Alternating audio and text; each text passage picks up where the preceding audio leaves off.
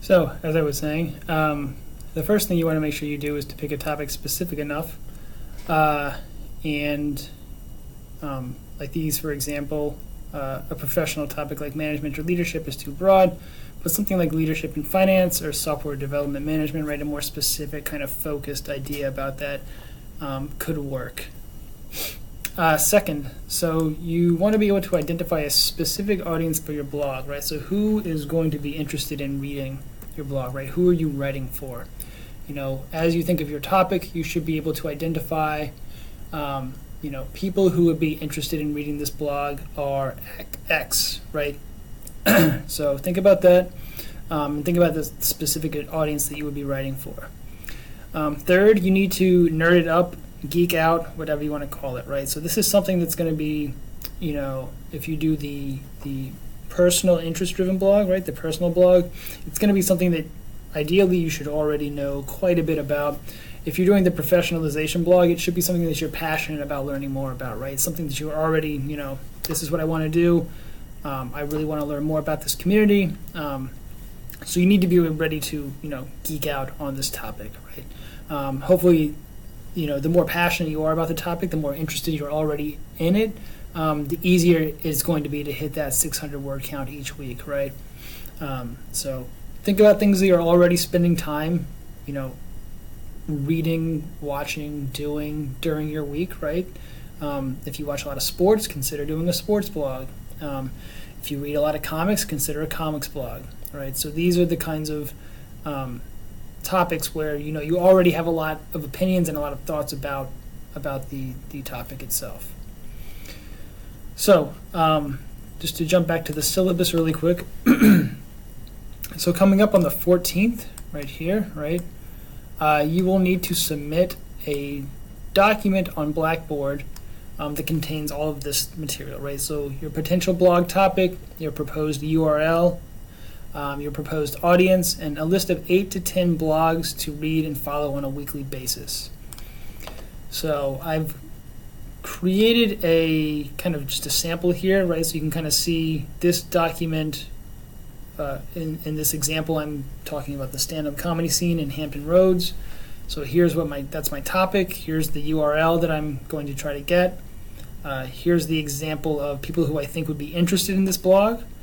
And here are 9, I think I included 9 websites about the topics, right? So, and these can be blogs, websites, podcasts, vlogs, or newsletters about the topic that you will read and follow on a weekly basis, right? So you're looking for things that are updated recently. So if the last time it was updated was, over a year ago, it's probably too old, it's probably dead, don't include it.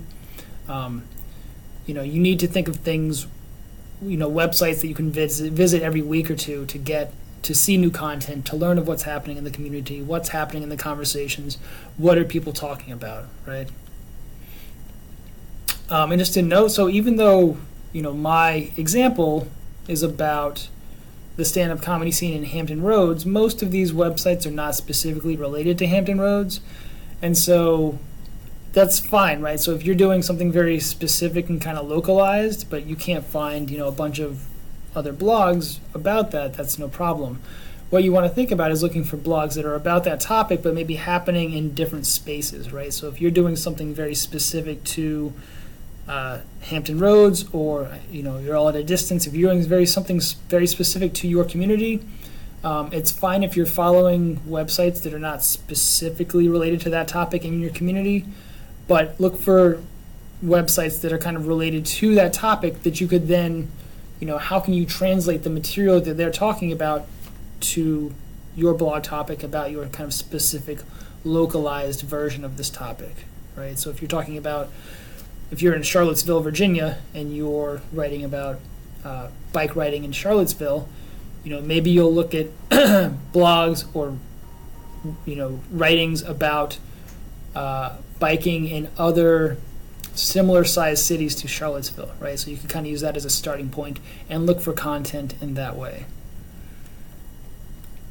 You'll set up a domain to host your blog, so make sure you don't do this until I've signed off on your topic, because I don't want you to create a URL, go through the whole process of registering it, but then I go, actually that topic needs a little bit of revision, this URL doesn't really work, so do it again.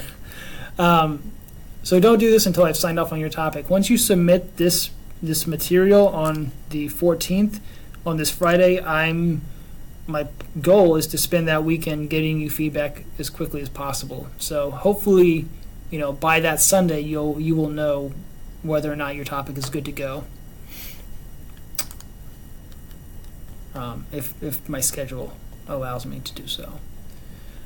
There's a video to show kind of how to set up this WordPress site. Just some notes here about choosing your domain name. Get some ideas how to choose a good URL. There's also an article here I've included, picking a good URL. You don't have to use HostGator, right? So this video talks about HostGator as a potential hosting website. You don't need to use that exact hosting company, though. There's many hosting companies out there that will allow you to do this. I'm going to allow you to host a website. I've included 3 of them here that, this one offers 1 year free for students. Free face. I'm not sure why I wrote free face. 1 year free for students. This one offers a student discount at $2 a month. This one offers it students $25 a year. There was a 4th one that I had here that I just deleted this morning because it was great a couple of days ago, and I checked it again today, and it said that they were closing. So that was that. But the main thing to remember here is that when you choose your hosting website or your hosting company, don't use WordPress.com, right, to set up this blog. That's because WordPress.com does not teach you how to register your own website, work with cPanel, or utilize one-click installs. Basically, if WordPress.com, it's a great service, it's very nice, but it does a lot of the work for you. So you wouldn't be learning a lot of the important skills that I hope and I want you to learn in this class, right, that you'll take away with. Setting up your own website, owning that website, as its sole owner, right? Because once you buy a website and once you own it, like you are the owner, that is your URL. So you can keep it for as long as you want, either until you decide to get rid of it or until your subscription expires, right, to that website. You'll customize your WordPress site, which I'll talk more about this in detail later in the semester. And then once you register the domain, once you get it all set up, you'll share it on a Google document, which I will also share in a couple of weeks with your classmates, so that you'll have access to everybody's blog. You'll all be able to see one another's and kind of see, who all is writing about what, to see if you have any overlaps with other people in the class, so you can then start to share resources and collaborate in that way. So. Find the conversation, right? This conversation is going to come from the blogs that you're following. So, these blogs that you're giving me here, once you give these to me, these shouldn't just be submitted and then forgotten about, right? You should bookmark these. You should make these part of your weekly reading habits, right? Things that you should check at least on a weekly basis to kind of get a sense of ideas for contents for your blog, right? Because you should be, again, your blog is not about just kind of writing your own thoughts down about a topic, but connecting your own thoughts about that topic to what other people in the community are saying about that topic. So you should be, citing other websites, linking to other websites, linking to videos that people are posting that you're commenting about, bringing in other sources from that. In that regard, I'll also add in regards to, citing, right? You don't need to follow any kind of academic citation rules for this blog. Basically, what I'll be looking for is to make sure that you're linking out to the appropriate web pages for an article, right? So if you quote an article, if you quote another writer and say, this person said this, you should provide a link to that web page where they said that, right? That's what I'll be looking for. Or like if you're citing a video, you should provide a link to the video. That's the kind of citations I want to see. If you're using an image from somewhere, you should provide a caption underneath of that image of, this image courtesy of X, and then provide a link to that website where X is, right, where you got it from. This is a good example, right, so I'm just going to pull this up really quick. So you can see in this post, John Gruber, who's Daring Fireball blog, this is all like a tech blog. He does a lot of interesting writing about tech. Right, he said that they were reporting for the Wall Street Journal. They talked about this, and then he provides a quotation. He doesn't link back to the article, which I don't love. Oh wait, I'm sorry. Here it is, right here. Yes, he provides the link right in the title, actually, and then he provides his commentary on it. Right, so he has a link to the article, interesting quotation, his response to it, right? So where he's doing this filtering, connecting, critiquing, and advocating. So that's kind of the format that you want to think about for your blog posts, where you have interesting content and you're providing your own hot take on whatever that content is.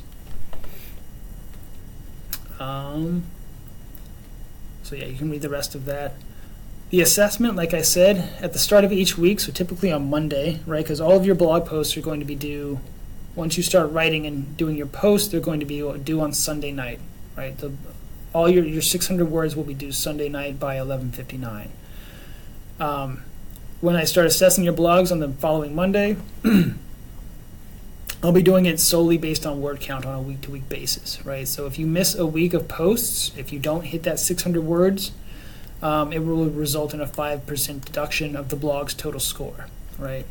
So you want to make sure that you're hitting that word count each week, because you want to make sure you have a good baseline for when we do the final evaluation at the end of the semester. And again, I'll talk in more detail about what that final evaluation will involve in a couple of weeks.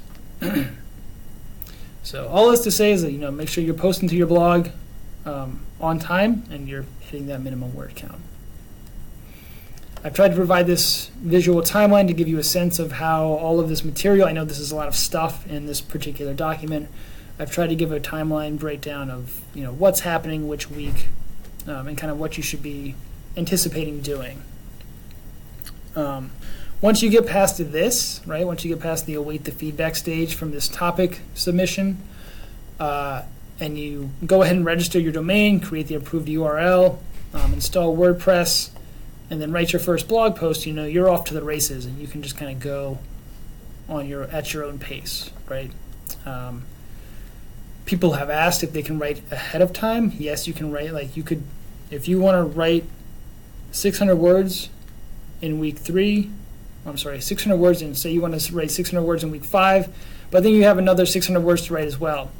You could write that 600 words, post it for week 5, write your other 600 words during week 5, but then not publish it, and then post that in week 6, right? So that it gets counted towards your week 6 word count. You can't bank words, right? So if you write 800 words in week 5, you can't then bank that extra 200 words for week 6, right? So it needs to be 600 words each week, right? Because mostly because keeping track of that word count would be impossible for me. I couldn't keep track of who was banking how many words in each week. So yeah, it needs to be 600 words each week. So when I go to evaluate your blogs, I'm going to be looking at the dates, right? So I want to see for that date from the dates from week 5, did that person post that 600 words, right? From that Monday through that Sunday for week 5. Are there 600 words in that date count? There's all the dates, and then down here at the bottom, you can just see some previous topics that have been covered, just to kind of give you a sense of the range of what people have done. This is the first semester I'm covering I'm including the professionalization option, so most of these are kind of personal interest based. So I'll be curious to see what you come up with for those of you who decide to do the professionalization option. It looks like this screencasting software is about to cut me off again, so I will just say, feel free to email me if you want to bounce ideas for topics off of me. When you do submit your topics on Blackboard, it's just going to be for a complete or incomplete. If you have a topic that needs to be revised, you won't lose points. I'll just write you back and say, hey, this topic isn't going to work. Why don't you revise and resubmit? And we'll just keep going until you get it narrow and focused enough. Okay. So good luck. And